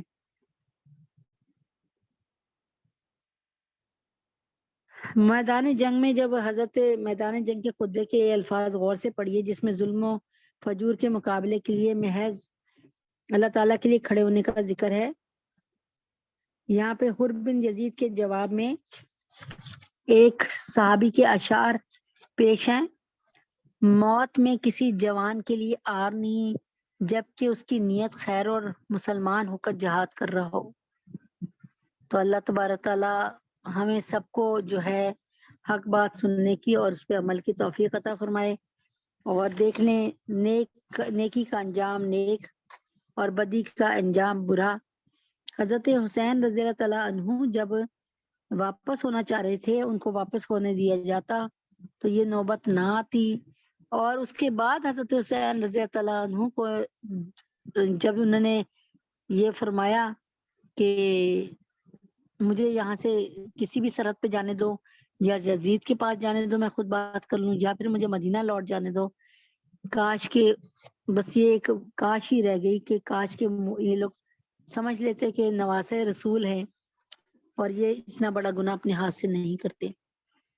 اس میں ساری باتوں کو دیکھ کر صرف ایک بات آپ کے ذہن میں آنی چاہیے، اور وہ یہ بات ہے جس کا لب لباب ہے کہ حضرت حسین رضی اللہ تعالیٰ عنہ جو ہیں انہوں نے بہت نیک مقصد کے لیے جان دی، اور انہوں نے یوں کہہ لیں کہ بیعت نہ کی، یعنی ووٹ نہ ڈالا یزید کو۔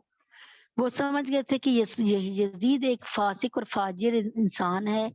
اگر حضرت حسین رضی اللہ تعالیٰ عنہ کو پتہ چلتا کہ یزید جو ہے وہ بھی حضرت امیر معاویہ رضی اللہ تعالیٰ عنہ کی طرح نیک ہے، تو جیسے حضرت حسین رضی اللہ تعالیٰ عنہ کے بڑے بھائی حضرت حسن رضی اللہ تعالیٰ عنہ، ایک چھوٹی سی بات بتا دینا چاہتی ہوں، یہ بہت ضروری بات ہے، اس کو یہ نہ سمجھے۔ آپ جناب صلی اللہ علیہ وسلم نے فرمایا کہ میرے بعد جو ہے خلافت راشدہ جو ہے نا، یعنی میرے بعد جو خلافت راشدہ چلے گی نا، نیک لوگوں کی حکومت، یعنی جو کہ تربیت یافتہ اللہ کے اور جو متقی لوگ ہیں، جو نیک راستے پہ ہیں، وہ صرف اللہ کے نبی کے بعد 30 سال چلے گی۔ اب ان میں سے اگر آپ یوں سمجھ لیں کہ 2 سال 10 ماہ کی حکومت حضرت ابوبکر صدیق کی رہی، اور 10 سال 6 ماہ یا کچھ ماہ کی حکومت رہی حضرت عمر فاروق کی، تو یہی ملا کے تقریباً 12.5 سال بن رہے ہیں، 13 سال 12.5، ٹھیک ہے۔ اب اس کے بعد 12 سال جو اللہ تعالیٰ کمی پیشی معاف کرے وہ حکومت رہی حضرت عثمان غنی کی، تو یہ تقریباً 24 سال 24.5 سال ہو گئے۔ اس کے بعد عثمان غنی کے بعد حضرت علی رضی اللہ عنہ کے 6 سال آ گئے، ٹھیک ہے نا، تو تقریباً کچھ مہینے کی بات رہ گئی تھی، اور وہ تھے حضرت حسن رضی اللہ تعالیٰ عنہ آخر میں نا، یہ 5ویں نمبر پہ حضرت حسن رضی اللہ تعالیٰ عنہ نے حکومت کی۔ لیکن اس کے بعد یہ 6 مہینے بعد نا یہ اپنی حکومت، اپنی ذمہ داری فوج کی، اپنی حکومت کی ذمہ داری انہوں نے کس کے سپرد کی؟ حضرت کس کے سپرد کی؟ حضرت امیر معاویہ کے سپرد کی، اور خود یہاں سے چلے آئے. ٹھیک ہے، تو حضرت محمد صلی اللہ علیہ وسلم نے کیا فرمایا تھا کہ میرے بعد خلافت راشدہ صرف 30 سال، یعنی 30 سال اکارڈنگ ٹو دا سنت کے مطابق اور قرآن کے مطابق اور اللہ کے احکام کے مطابق کام ہوگا. اور اس کے بعد 30 سال بعد جو ہے وہ ملوکیت آ جائے گی. ملوکیت کسے کہتے ہیں؟ مالک ہونا. جیسے بادشاہ مرا تو اس کا بیٹا بن گیا، بیٹا مرا تو پھر اس کا بیٹا بن گیا، اس کا بیٹا مرا تو اس کا بیٹا بن گیا. تو اللہ تبارک تعالیٰ، اب دیکھیں نا، اس میں ایک بہت اہم بات یہ بھی ہے کہ سعودی عرب میں جو حکومت ہے، سعودی عرب میں حکومت وہ جن کی ہونی تھی وہ ابھی نہیں ہوئی. ان کی جگہ جن کی ہو گئی، یہ ان کا نمبر نہیں تھا. تو اس بےایمانی کی وجہ سے اللہ تبارک تعالیٰ کے حکم سے اللہ تعالیٰ معاف کرے کہ سعودی عرب میں کیا ہو رہا ہے وہ آپ کو بھی پتہ ہے، کوئی چھپی ہوئی ڈھکی ہوئی بات نہیں ہے. تو اللہ تبارک تعالیٰ ہمیں سب پر رحم فرمائے. تو میں نے آپ کو بتا دیا کہ حضرت حسین رضی اللہ عنہ نبی اکرم صلی اللہ علیہ وسلم کی گودوں میں پلے، اور نبی پاک صلی اللہ علیہ وسلم حسین رضی اللہ عنہ سے، حسن رضی اللہ عنہ سے بہت پیار فرماتے تھے. تو ایک دفعہ نبی اکرم صلی اللہ علیہ وسلم کے کندھے پر غالباً ایک طرف حضرت حسین اور ایک طرف حسن تھے. تو کسی نے کیا کہا کہ کیا خوب سواری ہے حضرت حسین کے لیے. تو حضرت حسین رضی اللہ عنہ نے فرمایا کہ کیا خوب سوار ہے، یعنی سوار بھی کسی سے کم نہیں ہے. ٹھیک ہے، تو حضرت حسین اور حضرت حسن رضی اللہ عنہ سے اللہ کے نبی بہت محبت فرماتے تھے.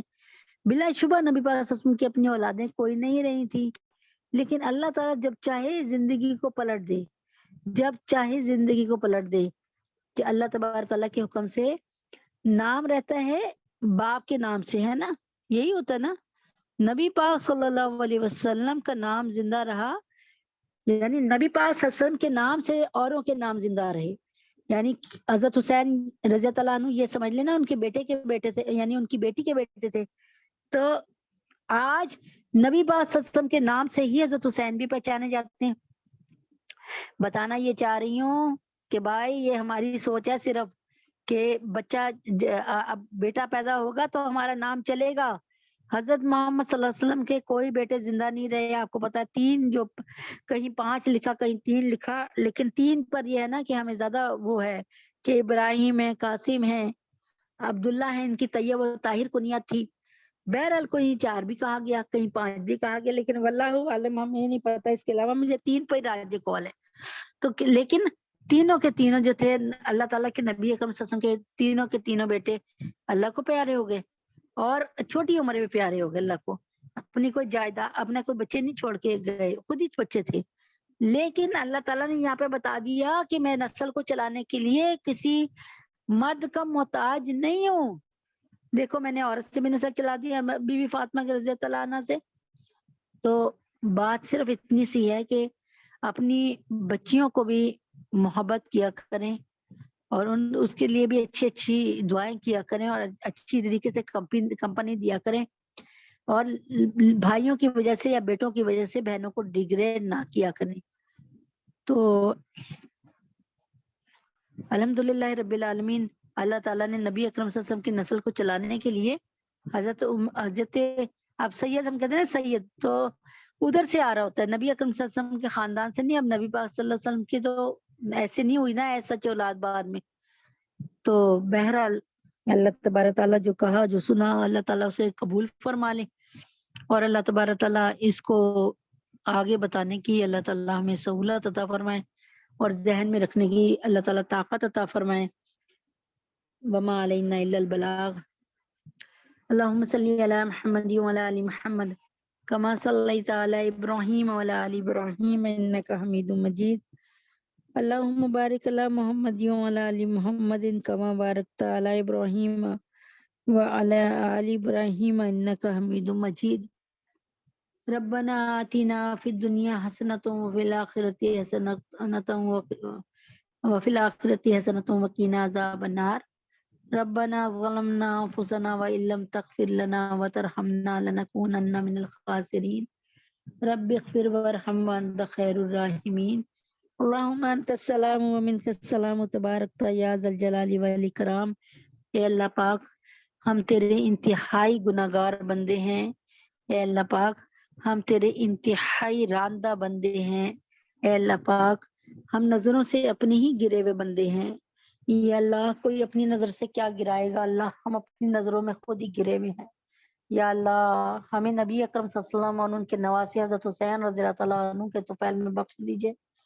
یا اللہ ہمیں نبی پاک صلی اللہ علیہ وسلم کی پیاری بیٹی جن کی نسل سے نبی اکرم صلی اللہ علیہ وسلم کی نسل شمار کی جاتی ہے، حضرت بی بی فاطمہ رضی اللہ تعالیٰ عنہ، اللہ جو کہ آپ کے نکاح کے اس کے آپ کے نبوت کے بعد کی اولادوں میں سے ہیں، اے اللہ تجھے تیرے نبی کا واسطہ بی بی فاطمہ رضی اللہ تعالیٰ عنہ کے طفیل میں ہمیں بخش دیجئے اور ہمیں حیا اور شرم والا بنا دیجئے۔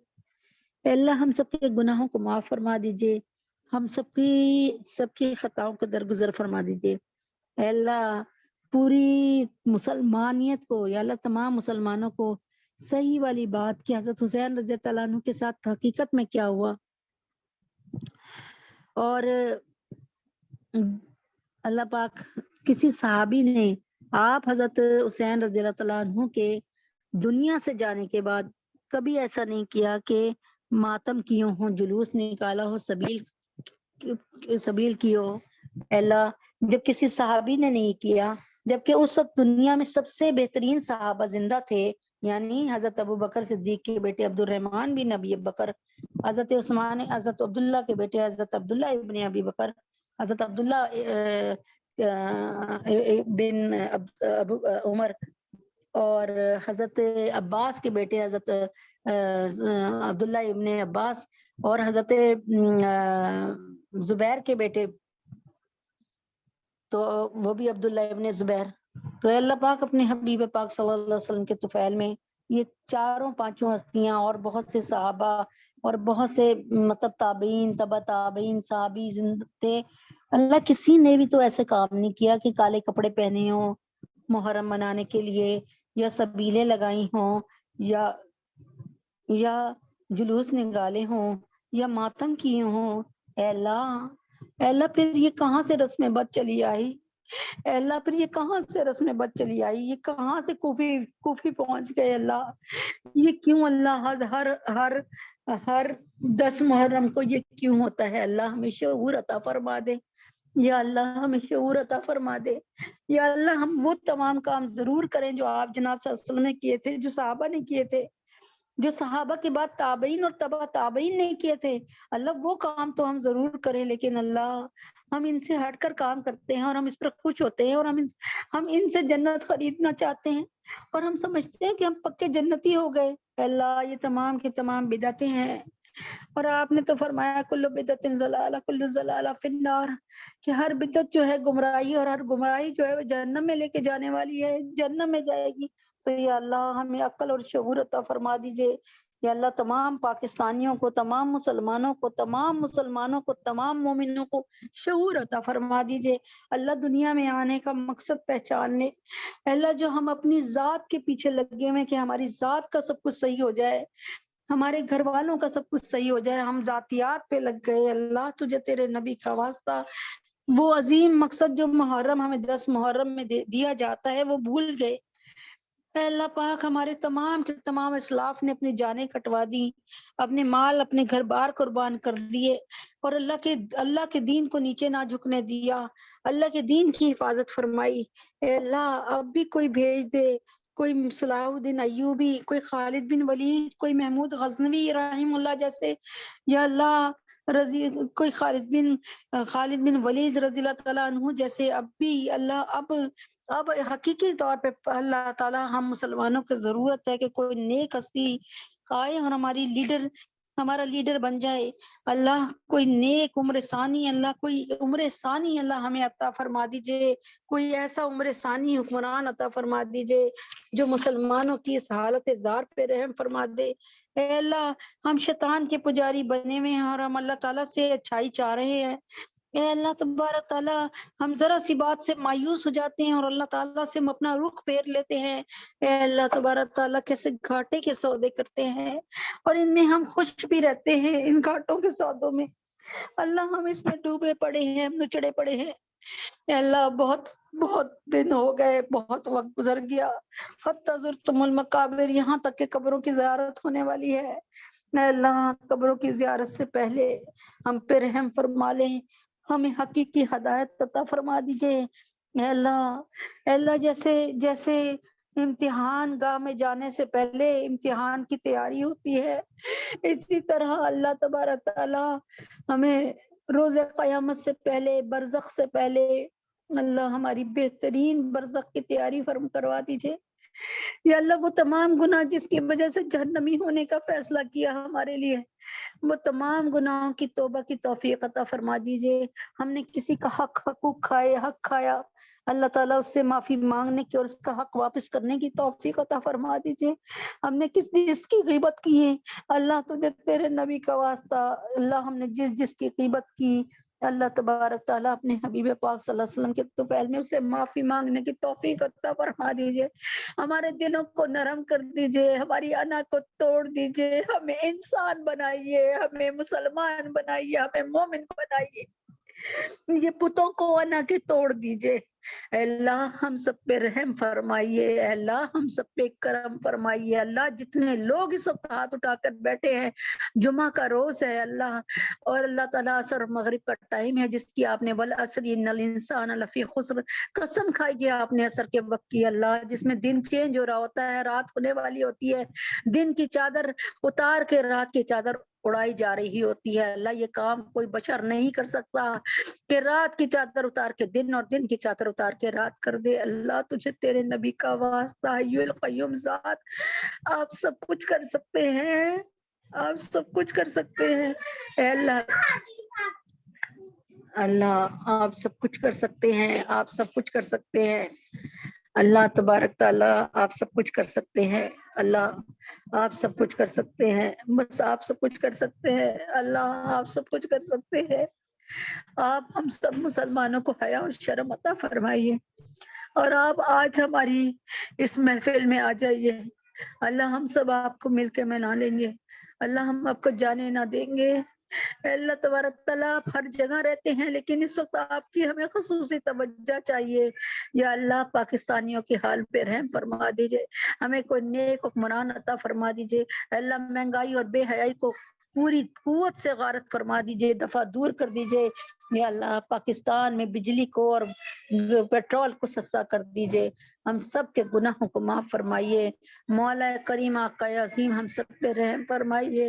ہمارے بچوں کو اپنے گلے سے لگا کر اپنی آغوش میں بٹھا کر ہدایت دے دیجئے۔ ہمارے بچوں کو مومن بنائیے، ہمارے بچوں کو صاحب قرآن بنائیے، نمازی بنائیے، عالم قرآن، عامل قرآن، حامل قرآن، ناشر قرآن، صاحب قرآن بنائیے۔ ہمارے بچوں کو اپنے پاس بٹھا کر ہدایت عطا فرمائیے۔ ہمارے بچوں سے جڑے ہوئے ہماری نسلوں کو، تمام کے تمام قیامت تک آنے والی نسلوں کو ہدایت عطا فرمائیے۔ اے اللہ، ہم سب پہ رحم فرمائیے، اے اللہ ہم سب پہ کرم فرمائیے۔ اے اللہ پاک، اگر آپ ہم سے ناراض ہو گئے اور آپ نے منہ پھیر لیا ہے اور آپ نے کچھ نہ دینے کا فیصلہ کیا ہے، تو تب بھی ہم آپ سے کہتے ہیں کہ اللہ آپ ہمیں دے دیجئے، اپنی رحمت اور عافیت اور برکت عطا فرما دیجئے۔ ہماری مینجمنٹ میں سے کوئی کچھ بہنیں بہت پریشان ہیں، کوئی اپنے شوہر کی وجہ سے بہت پریشان ہے، کوئی بچوں کی وجہ سے بہت پریشان ہے، کوئی اپنے بچوں کے کاروبار کی وجہ سے بہت پریشان ہے، کوئی اللہ تبارک تعالیٰ روزی رزق کی وجہ سے پریشان ہے، یا اللہ کوئی بیماری کے ہاتھوں پریشان ہے، یا اللہ جو ادھر بیٹھی ہوئی عورتیں ہیں ان میں سے جو پریشان ہیں، بیمار ہیں، یا اللہ ان سب کو صحت کاملہ عاجلہ مستمر عطا فرما۔ ان کے مسائل کو آپ خود خصوصی توجہ سے حل فرمائیے۔ اے اللہ، اے اللہ تبارک تعالیٰ، جو بے اولاد ہے ان کو نیک نرینہ اولاد عطا فرما دیجئے۔ ہمارے خاندانوں میں جو بے اولاد ہے ان کو نیک نرینہ اولاد عطا فرما دیجئے۔ یا اللہ، عائشہ کو، سونیا کو، رقیہ باجی کو، ڈاکٹر انم، اہلیہ محسن کو نیک نرینہ اولاد عطا فرما دیجئے۔ یا اللہ، جو بے روزگار ہے ان کو کریم روزی عطا فرمائیے۔ احمد کو، نعمان کو، نواز صاحب کو کریم روزی عطا فرمائیے، کوئی اچھی جاب دلوائیے یا اللہ۔ اہلی اعظم شاہ ناز اور اہلی عاشق کو اپنا گھر عطا فرمائیے یا اللہ۔ جو لوگ پیپر دے رہے ہیں، دے چکے ہیں، اے اللہ تجھے تیرے نبی کا واسطہ میری بیٹی ڈاکٹر ہمنا صدیقی یا اللہ اپنے حبیب کے طفیل میں اس کو بہترین اور اچھے نمبر سے FCPS پارٹ 2 میں کامیاب فرما دیجیے اللہ۔ اس کا منگل کو والے دن امتحان ہے، اس کو کامیابی دے دیجیے یا اللہ۔ تجھے تیرے نبی کا واسطہ تمام کے تمام بچے بچیوں کو جنہوں نے پیپر دیے ہیں، دینے والے ہیں اللہ، ہماری مینجمنٹ میں جتنی عورتیں ہیں ان کے بچوں کو یا ان کو جنہوں نے امتحان دیے ان کو سب کو بہترین نمبروں سے کامیابی عطا فرمائیے۔ ندا کوزما کو کامیاب فرمائیے یا اللہ اپنے حبیب پاک صلی اللہ علیہ وسلم کے طفیل میں یا اللہ۔ یا اللہ جو اس وقت صحت کے ہاتھوں مجبور ہیں اللہ، ان کو صحت کاملہ عاجلہ مستمر عطا فرمائیے۔ تمام علماء حق، علماء دین اور تمام علماء اسلام، علماء پاکستان، علماء ہند اللہ، تجھے تیرے نبی کا واسطہ ان سب کو کی حفاظت فرمائیے، ان کو صحت کاملہ عاجلہ مستمر عطا فرمائیے یا اللہ۔ مولانا فضل الرحیم صاحب اور یا اللہ پاک تقی عثمانی صاحب یا اللہ پاک مفتی حسن صاحب کو اور اللہ پیر ذوالفقار نقشبندی صاحب کو، ہماری حضرت جی کو، نازیہ اندلیب طلحہ اور اشفاق صاحب کو، عبداللہ الیہ حسین اور ان کی بہن کو، شازیہ عائشہ معظم جہانگیرہ نازیہ کو اللہ صحت کاملہ عاجلہ مستمر عطا فرما دیجیے۔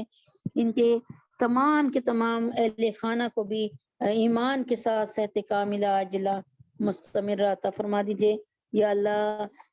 جو بچیاں بڑی ہو چکی ہیں، نکاح کے قابل ہو چکی ہیں، ماں باپ جن کی وجہ سے فکر مند ہیں اللہ، تقریباً بہت سے گھروں میں یہ جو ہے وہ مسئلہ ہے اللہ، تجھے تیرے نبی اکرم صلی اللہ علیہ وسلم کا واسطہ امت محمد صلی اللہ علیہ وسلم کے سارے بیٹوں کے لیے، جو بہنیں یہ سو ہاتھ اٹھائی ہیں ان کی بچیوں کے لیے، جو بچیاں سو ہاتھ اٹھائی ہیں ان کے لیے یا اللہ، تجھے تیرے نبی کا واسطہ حفصہ، فاطمہ، جویریہ، ام حبیبہ، سدرہ، سبحانہ، حفصہ، سجاد، بینی، شفیفہ، مانور، بنات سرور، فخر، عبدالمتین، مہتاب، ندا، مصباح، آمنہ، عنبر، صدف، خدیجہ، شائستہ، نمرہ، ان سب بچیوں کے بہترین اور اچھی جگہ جلد شادی فرما دیجئے، دین کے دائی رشتے عطا فرما دیجئے، ماں باپ کو پرسکون فرما دیجئے اللہ، ہم سب کے گناہوں کو معاف فرما دیجئے، ہمارے تینوں حرم کی حفاظت فرما دیجئے، اس سال زیارت حرمین شریفین کی توفیق عطا فرما دیجئے یا اللہ۔